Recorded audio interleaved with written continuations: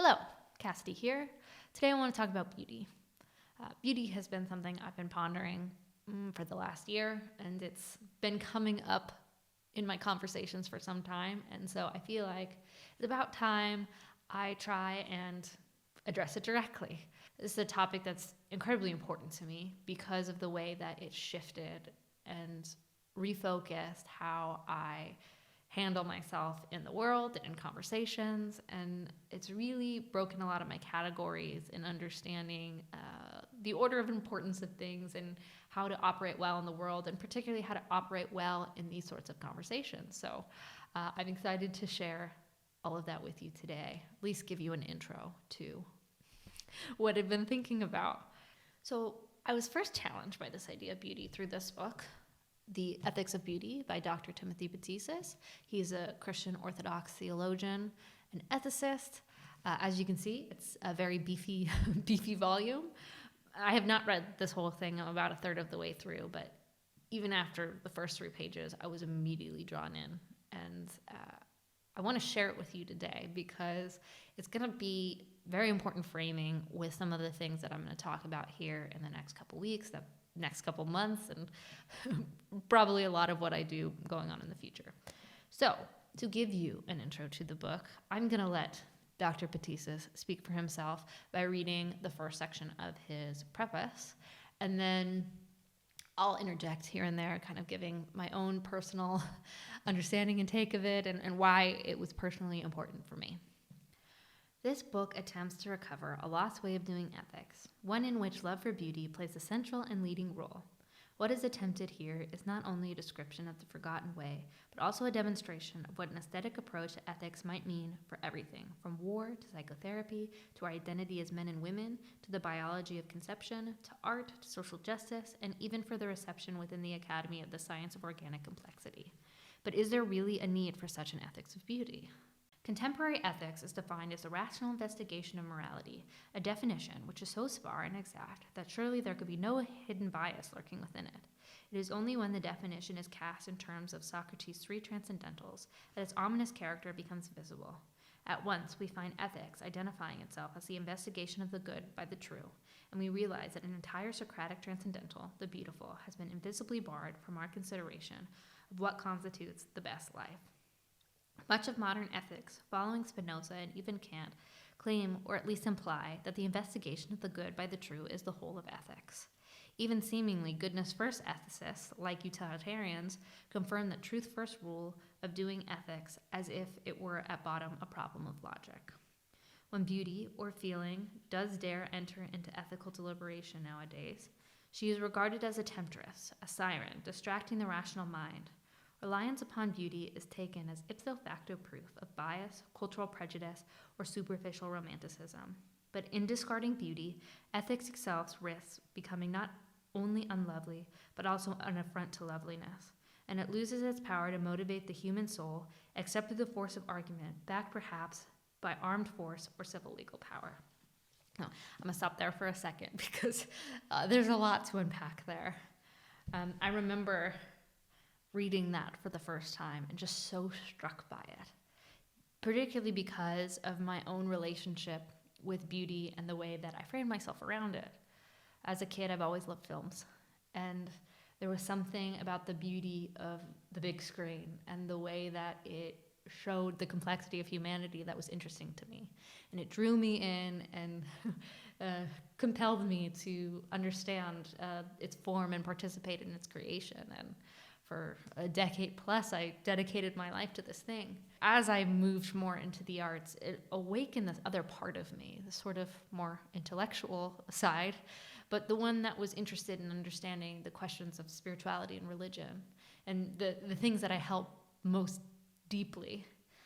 One, not only for my own health and participation in the world, but I think the second part of it was realizing how much those things mattered in the art that I was creating, and how the values and grand narrative that I thought I lived in influenced and infused the art that I created. And that is super important to me and requires a lot of responsibility. So I took these things very seriously. But even though a lot of that was birthed out of this participation with beauty, I took a very truth-first approach to those intellectual and spiritual questions. I wanted to pursue the thing that was ultimately true. And by believing that and chasing that, it was a hope that it would lead me to what was good, and I could live my life accordingly. And I don't want to disparage that path and why I moved towards it, because it got me very far. But reading this, I was really struck by the truth that it's very limited participation when we put it in the frame of the transcendentals. As Dr. Patitsas said right there, when we look at truth first, in order to get us to what's good, we completely exclude beauty from the picture. And as humans, we experience beauty, and I'm sure there's a hope that life becomes beautiful, but it's not guaranteed. And it's certainly not something that ever enters the conversation as being a fundamental part of a meaningful life.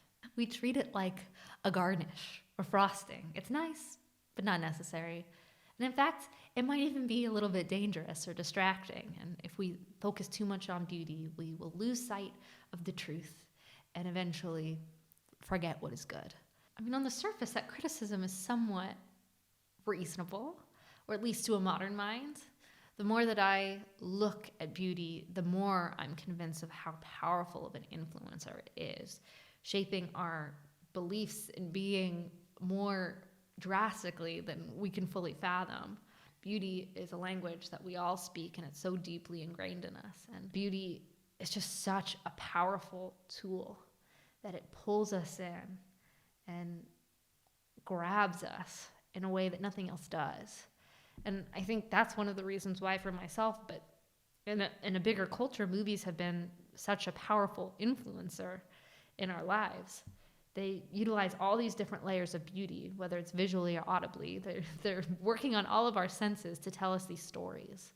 And we consume them in this large cultural frame and engage with them as a cultural norm. And taking globalization, you've now got more than just localized cultural stories. They become these global narratives that we're all consuming and being influenced by. And I won't get into this today because it's too deep of a topic, but I think the more that you look into it, the more I think we'll realize how impactful these stories have been in shaping our norms and our societal ideals. They tell us these stories that rewrite the way we see the world.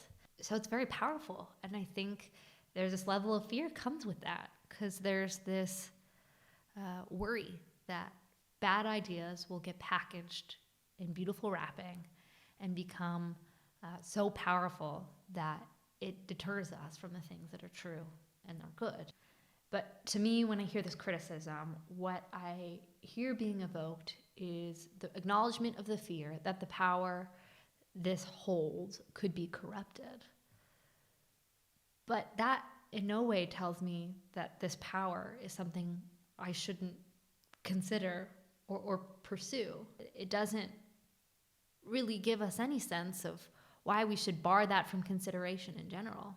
In fact, shouldn't it drive us to be more interested in beauty and understanding the ultimate form of that, the responsibility we have in participating with it? I think what this has ultimately sparked in me is the realization that beauty has been so belittled in our society, at least by our words, that we don't want to talk about it, and we have a hard time even defining what it is. And in the face of postmodernism, some people don't even believe it exists.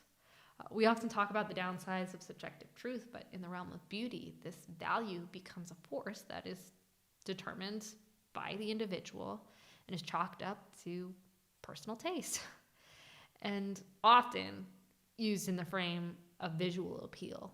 And to me, it feels like there is a million layers in what it is to be beautiful that are not addressed by that sort of superficial, surface level definition, and don't talk to us about some ultimate form of beauty in the way that we see the world. If we're going to get anywhere in the search for truth, and find meaningful answers to big questions. We have to stop making beauty a footnote. We have to bring it back to the table. Now, before I continue, I do want to finish this preface, at least the first part, because the next little section I find particularly beautiful. I was never explicitly taught the beautiful way described and employed in this present volume. It was in the process of fits and starts, accidents and coincidences, and in the chance happenings to read books from unrelated disciplines which somehow illuminated each other in unexpected ways, with a dim vision of what ethics once was and again could be, gradually gathered itself before me, one element at a time. Only now that I have unexpectedly assembled some of the pieces of it for myself, have I become aware that an ethics of beauty has been present with me all along, often even within formal academic ethics itself.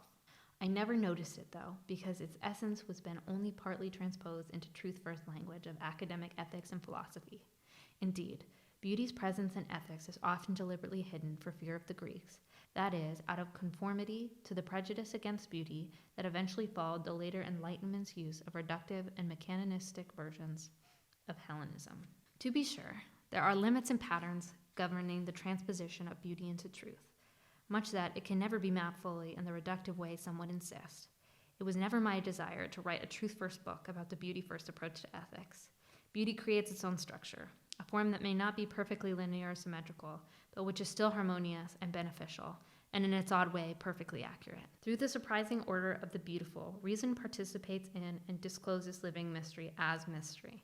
That is, when it starts with an eros for the beautiful, reason is able to announce to the world what mystery is, that which interprets and changes us, just when we manage to engage with and interpret it. To the extent that this book has entered into the lost way of doing ethics, I hope that the reader will find himself not only convinced by what is presented here, but actually renewed, released from certain false constraints, and more fully alive. So that last sentence, I think, is very moving to me. That hope that he expresses is what has become true for myself. And I haven't only seen it become true for myself, but also for others who have read the book and those who have participated in a beauty-first ethic without needing a wake-up call. And like him, I feel like this beauty-first approach has always been with me too, even if I never gave it lip service. By reorienting my frame, I'm able to see how beauty, truth, and goodness, and their right orientation and relationship with each other, gives space to dance together, making life not only more meaningful, but more beautiful and more livable on every scale. A little later in the preface, Dr. Patitsas talks about how he did not set out to write a book about beauty ethics. In fact, he sort of stumbled on it in his concern for trauma victims and the way that they were suffering in our modern frame.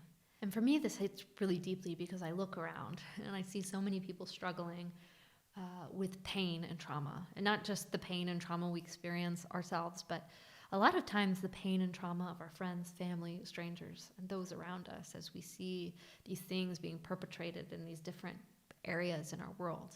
And it becomes even more difficult when it's perpetrated in the landscapes we hope and expect those things to be absent from. I'm starting to see some problems in using a truth-first mentality to solve these issues. And in many cases, I feel like it's making things a whole lot worse. But with that, I'm also seeing a power in beauty and the way that it might be able to provide healing to a world that seems very dark, especially if you spend too much time on the internet. And I think that's why I really want to talk about beauty much more going forward. Before I close, I do want to share one more quote from the book, and it comes from the back cover. It says, "Chaste and ardent eros for the beautiful is the first task of human life, and falling in love with beauty is the beginning of every adventure that matters." And I'll be holding on to those words as I move forward in the adventure of understanding beauty more deeply and what beauty might be able to offer to all of us in this little corner. That's it. Thanks for watching. See you next time.